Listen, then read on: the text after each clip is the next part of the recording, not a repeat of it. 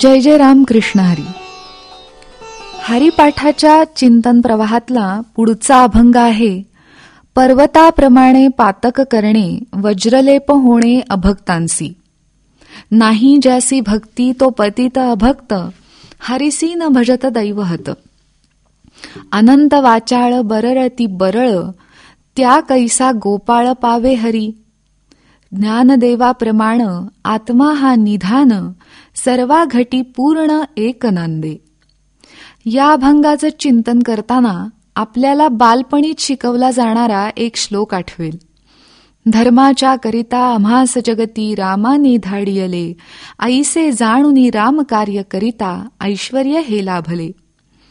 या श्लोकात मानवी देहप्राप्ती कशासाठी झाली आहे, त्याचं ध्येय काय आहे याचं मार्गदर्शन केलंय. या पृथ्वी तलावर असंख्य प्रकारचे जीव जन्माला येतात. या जीवांचे देह सुद्धा नाना प्रकारचे. एकपेशीय सजीवापासून पूर्ण विकसित अशा मानव देहापर्यंत संबंधित देह धारण केलेल्या सर्वच जीवांच्या मूलभूत गरजा थोड्याफार फरकानी एकसारख्याच असतात. अशा वेळी कोणती गोष्ट आहे जी माणसाला इतर प्राणीमात्रांपासून निराळं ठरवण्यास कारणीभूत आहे? सतसत विवेकाच्या जोरावर या मानवी देहात राहणारा खरा मी कोण आहे हे जाणण्याचं सामर्थ्य केवळ मानवी जीवालाच शक्य आहे. म्हणून सतसत विवेक बुद्धी किंवा धर्माधिष्ठित बुद्धी हीच माणसाला इतर प्राण्यांपेक्षा श्रेष्ठ ठरवते. भारतीय अध्यात्मशास्त्राप्रमाणे भरतखंडी नरदेहाची प्राप्ती होणं ही अतिशय दुर्लभ गोष्ट समजली जाते.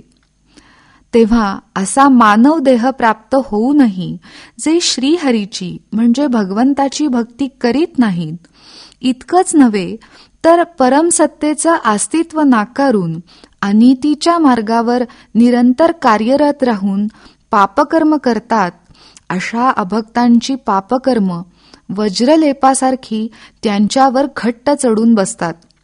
मग ती पातकं कधीही नष्ट होत नाहीत. करुणेची प्रत्यक्ष मूर्ती असणाऱ्या माऊलींनी सुद्धा अशा जीवांना दैवहत म्हणजे दुर्दैवी म्हटलंय.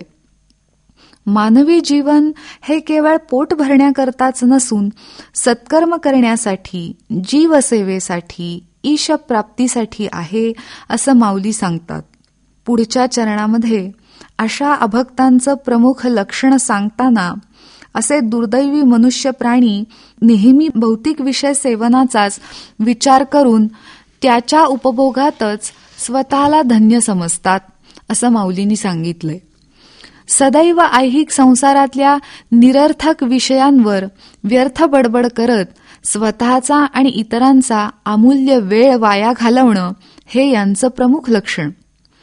इथं भक्ती करणाऱ्यांनाही माऊली सावधानतेचा इशारा देतायत की भक्तांनीही निरर्थक बडबड टाळायची आहे. मी एवढा परमार्थक साधन करतो, अमुक अमुक पुण्यकर्म करतो इत्यादी अध्यात्मावरच्याही वायफळ आणि कोरड्या चर्चा करून श्रीहरी कसा पावेल असा प्रश्न त्यांनी विचारलाय. कारण परमार्थ हे केवळ अनुभवाचं आणि कृतीचं शास्त्र आहे. क्रियेविण वाचाळता व्यर्थ आहे असं समर्थ सुद्धा बजावून सांगतात. भगवंत हा पांडित्याला भुलत नाही, तर तो भक्ताच्या निर्मळ प्रेमाला वश होतो. म्हणून मौनम सर्वार्थ साधनम याचा अंगीकार प्रगती साधू इच्छिणाऱ्यांनी अवश्य करावा.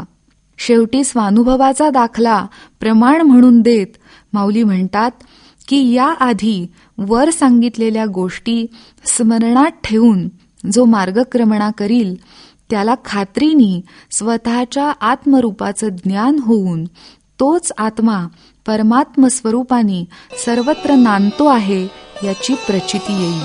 जय जय राम कृष्ण हरी.